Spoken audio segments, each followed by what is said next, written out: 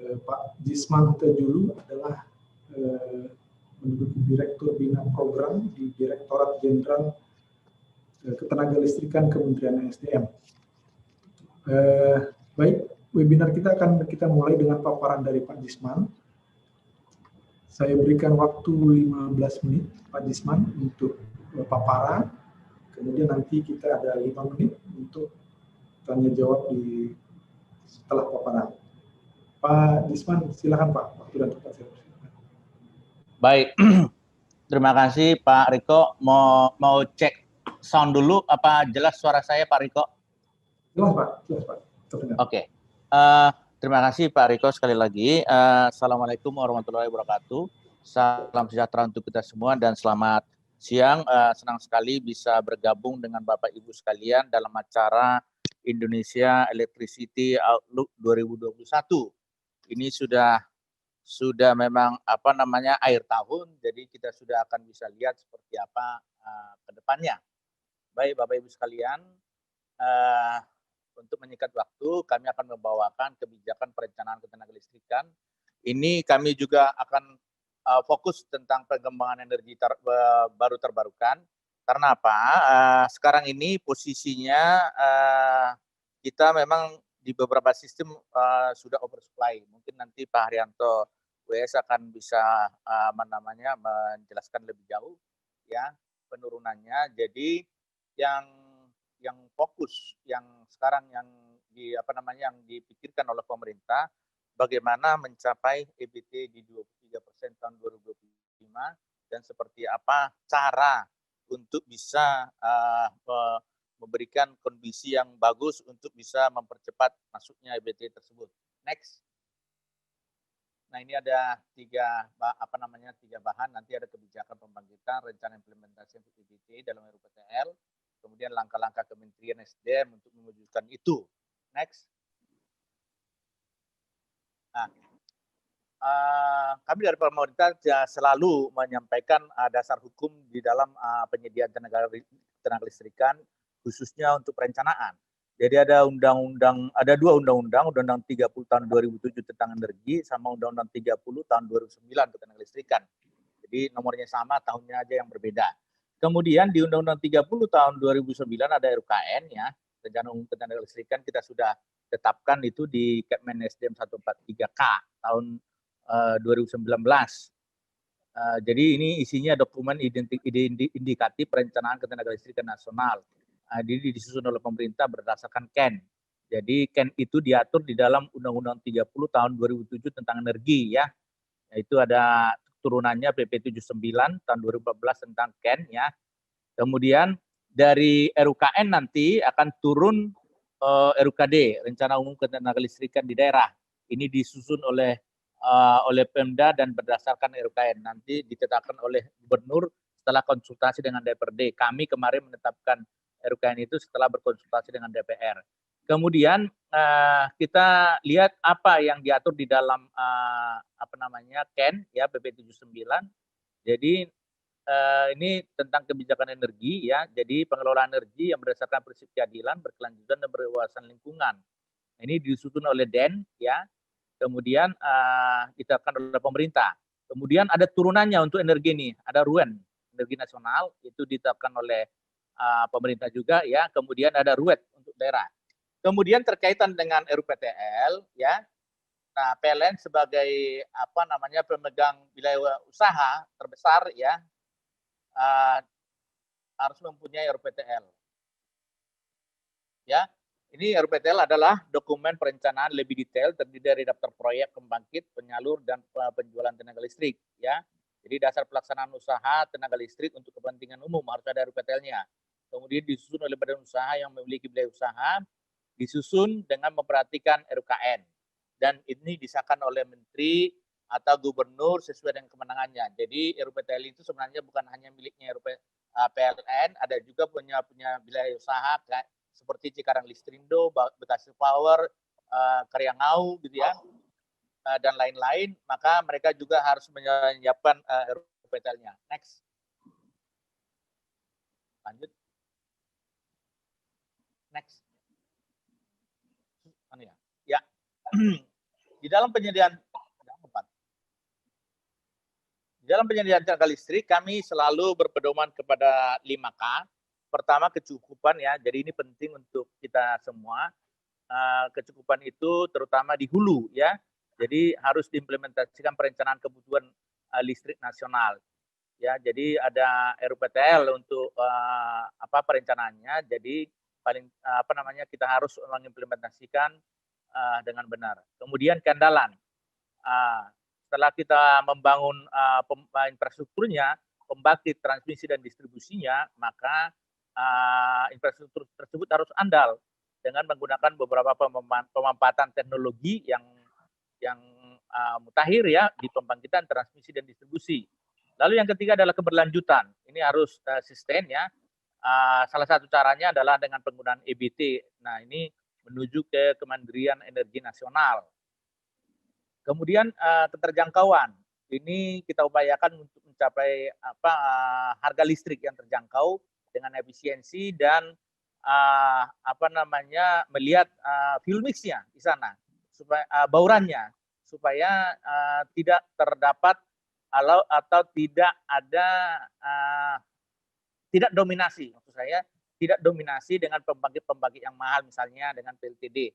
Ini kita harus hitung betul supaya nanti ujung-ujungnya BPP-nya berapa, itulah yang nanti digunakan sebagai perhitungan untuk tarif ya.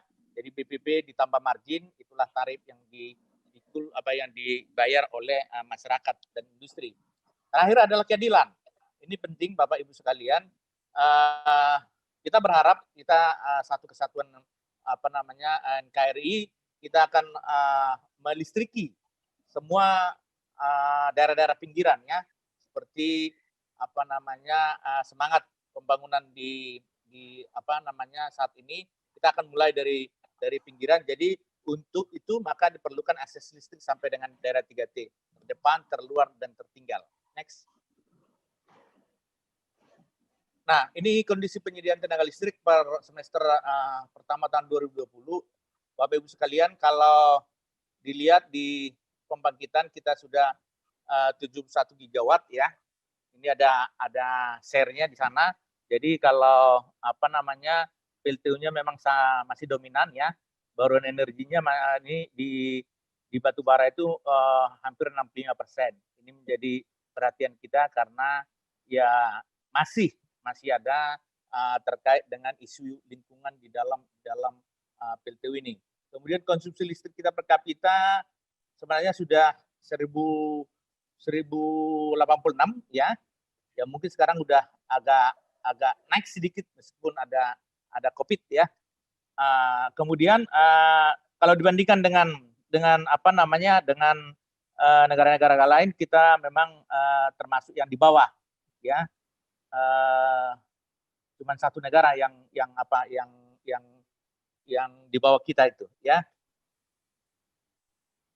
Oke, kalau dibandingkan dengan misalnya Malaysia itu sudah 4.000-an, apalagi Singapura itu sudah 8.000 kWh per kapita. Itulah bandingan daripada kita hanya baru 1.086 kWh per kapita. Kemudian ada existing daripada transmisi kita sekarang ada 61.000, gardu induk 150.000, jaringan distribusi 995.000 kms dan gardu induk 61.000. Next. Lanjut.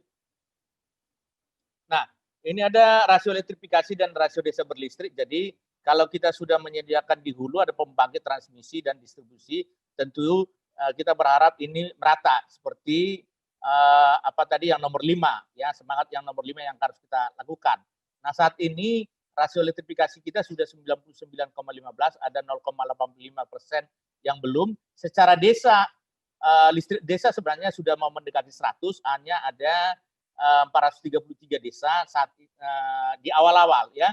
Jadi mungkin sekarang sekitar 295 karena sudah banyak kemarin yang sudah menyala ya. Di mana ada di Papua Barat 78, Papua itu 324 desa dan Maluku dan NTT hanya 1 ya. Namun di dalam desa itu ada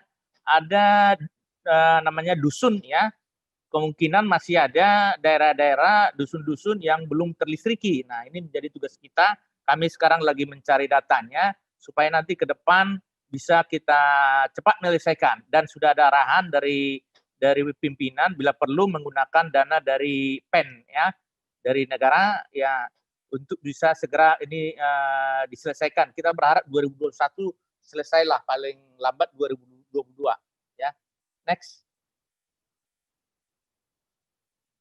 Nah, ini kebijakan pembangkit dalam RUKN 2019-2038 Bapak Ibu sekalian. Next. Lanjut. Lama ya? Oke. Ini arah pengembangan pembangkitan tenaga listrik untuk mencapai jumlah yang cukup, kualitas yang baik, dan harga yang wajar. Ini ada dalam kotak ya untuk pembangkit. Prioritas pertama adalah sumber EBT ya. Ini yang kita lakukan ya. Berikutnya adalah batu bara, mulut tambang, dan gas mulut sumur, wellhead ya.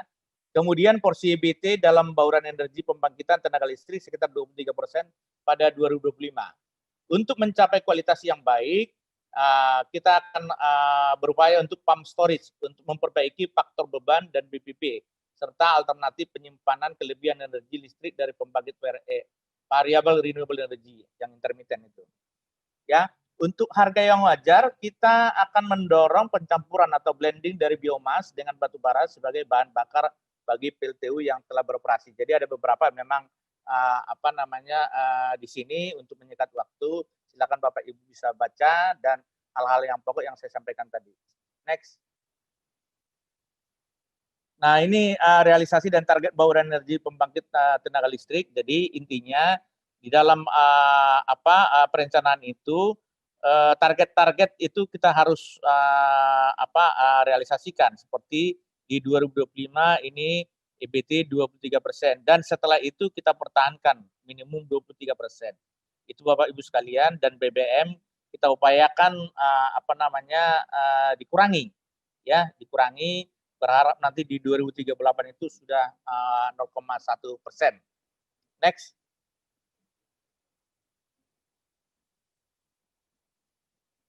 Nah, ini rencana implementasi EBT dalam RUPTL 2019-2028. Lanjut. Bapak Ibu sekalian, jadi gini, yang bisa saya sampaikan adalah saat ini adalah RUPTL PLN 2019-2028. Kami sedang intensif minggu-minggu ini membahas dengan teman-teman PLN untuk RUPTL 2021-2030. Jadi kita berharap di akhir bulan ini Menteri akan menandatangani untuk implementasinya nanti dimulai 2021 sampai dengan 2030. Jadi yang bisa saya sampaikan adalah di RUPTL PLN 2019-2028 kita akan menambahkan 56,4 gigawatt gitu ya. Nah, ini ada rinciannya Bapak Ibu sekalian. Memang jujur saja bahwa angka ini akan banyak berubah. Saya sudah melihat ya summarize-nya, cuman belum bisa saya sampaikan karena belum ditandatangani oleh Pak Menteri dan masih dalam pembahasan. Intinya untuk menyesuaikan demand ya yang karena COVID ya tahun ini turun drastis ya. Di awal-awal cukup tinggi, apalagi di sistem Jawa, Madura, Bali ya. Jadi ini akan disesuaikan. Yang 56,4 ini akan disesuaikan, kemungkinan ya antara 10 sampai 15 gigawatt akan turun ini ya, akan turun untuk 10 tahun ke depan. Dan jadi nanti yang proyek-proyek yang sudah ada akan dialihkan setelah 10 tahun yang akan datang. Jadi itu intinya. Saya sendiri belum bisa menyampaikan detail atau informasi terkait dengan RUPTL untuk 2021-2030 karena masih dalam pembahasan. Next. Nah, ini rencana tambahan EBT. Lagi-lagi Bapak Ibu sekalian, kalau berdasarkan RUPTL PLN 2019-2028 kita akan menambah 16,7 gigawatt. Tapi kelihatannya untuk RUPTL yang baru ini akan berubah, kemungkinan akan berkurang, tapi masih tetap di dalam pencapaian supaya 23% di 2025. Nah, yang mau saya highlight sebenarnya di sini bahwa sekarang ini kan demand turun, ya, demand turun. Kemudian ada target kita 23% 2025 untuk EBT, ya, karena target ini adalah satu keharusan, ya. Jadi mau tidak mau harus diisi, harus dicapai karena memang itu sudah kebijakan kita, sehingga ada nih bagaimana kita mau memasukkan EBT. Ya paling tidak mungkin di 2025 ini ya sekitar 10 gigawatt ya, hitung-hitungan kasar kami akan masuk, ya, tambahan dari yang sekarang. Nah, ini yang menjadi persoalan, apakah sementara demand kita turun, ada tambahan on top gitu ya. Jadi ini kita lagi bahas apakah nanti berbentuk co-firing, ya. Co-firing ini adalah tetap PLTU tapi menggunakan energi primernya adalah biomas, ya. Dan kita akan lihat mana saja mungkin yang bisa kita tambahkan EBT dengan mengurangi porsi-porsi pembangkit yang ada. Next. Lanjut. Nah, langkah-langkah Kementerian SDM dalam mewujudkan pengembangan pembangkit EBT. Kami sekarang ada sekitar 8 yang bisa kita lakukan. Pertama, yang paling penting adalah revisi Permen SDM nomor 50. Bapak mungkin udah tahu, ya. Jadi kita akan mengeluarkan Perpres. Saya mendapat informasi ini mudah-mudahan tidak terlalu lama lagi akan keluar ini Perpres yang bisa membuat mekanismenya bisa lebih mudah, ya, lebih simplify, kemudian nanti harganya juga atraktif untuk para investor supaya bisa lebih cepat masuk. Dan sampai saat ini masih ada keinginan pemerintah apabila nanti ada semacam penugasan untuk PLN bahwa nanti ujung-ujungnya BPB-nya bertambah atau meningkatkan BPB-nya PLN, maka akan ada semacam kompensasi atau penggantian, ya. Jadi ini masih finalisasi, ya. Saya informasinya sudah menuju ke istana ini Perpres. Yang kedua adalah fleksibilitas pengembangan pembangkit EBT dalam RUPTL PLN 2019-2028. Jadi di Kepmen 39K yang mengatur RUPTL PLN 2019, kita buat suatu ayat apabila ini penting, jadi tidak selalu harus masuk dulu di RUPTL pembangkit EBT, bisa saja bisa dilaksanakan, gitu ya. Namun untuk tahun berikutnya kita akan memasukkan kembali masukkan di dalam revisi RUPTL berikutnya. Lalu yang ketiga adalah pengembangan PLTS atap, ya. Jadi PLTS atap ini, rooftop ini ada diatur di Permen SDM nomor 49 Junto nomor 13 ya, tahun 2019, ya. Jadi sejak diterapkannya Permen SDM nomor 49 2018, konsumen PLN dapat memasang PLTS atap, ya. Konsumen dapat menghasilkan listrik mereka sendiri dan bahkan mengekspornya ke PLN. Hingga semester 1 2020, jumlah solar PV atap yang telah dibangun itu sekitar hampir 2.400, ya. Pelanggan dengan total kapasitas itu sudah sampai ke 11 atau 12 megawatt peak. Next. Yang keempat adalah Renewable Energy Based Economy Development, ya, REBET namanya. Jadi intinya mendorong EBT, meningkatkan rasio elektrifikasi di daerah 3T, ya, sehingga dapat mendorong pertumbuhan ekonomi. Kita berharap nanti pengembangan EBT di satu tempat tidak hanya untuk untuk kebutuhan rumah tangga, tapi meningkatkan ekonomi setempat, ya, dan dengan demikian skala ekonominya bisa tercapai sehingga harga EBT di sana itu tidak terlalu mahal. Jadi di samping untuk rumah tangga, kebutuhan rumah tangga, ekonomi di sana juga kita coba untuk tingkatkan, kita supply, ya, listriknya sehingga skala ekonomi penyediaan listrik dari EBT di tempat itu bisa tercapai. Yang kelima adalah REBIT, ya, Renewable Energy Based Industry Development. Jadi REBIT ini industrinya yang dikembangkan dengan renewable implementasi renewable energy setempat. Seperti nanti ada di Kaltara, ya, dengan adanya PLTA Kayan. Jadi kita nanti akan ada industri-industri yang nanti ngikut nanti di sana karena harga listriknya murah, sehingga pembangunan daripada PLTA itu nanti bisa dipercepat, ya, dengan masuknya ada demand-nya di sana, ada industri-industri yang cukup besar nanti di Kaltara. Lalu yang keenam adalah dedieselisasi. Sebenarnya namanya bukan ini, tapi desolarisasi, karena mesinnya masih tetap, tapi solarnya yang kita tinggalkan dengan menggunakan BBM mereplace, ya, menggantikan BBM-nya, ya, dengan EBT, ya, misalnya biomas, ya. Dengan demikian BBM yang menjadi sekarang itu masih impor bisa kita kurangi untuk impornya. Next.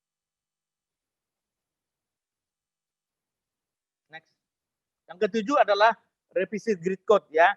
Itu yang kita lakukan karena grid code yang sekarang masih belum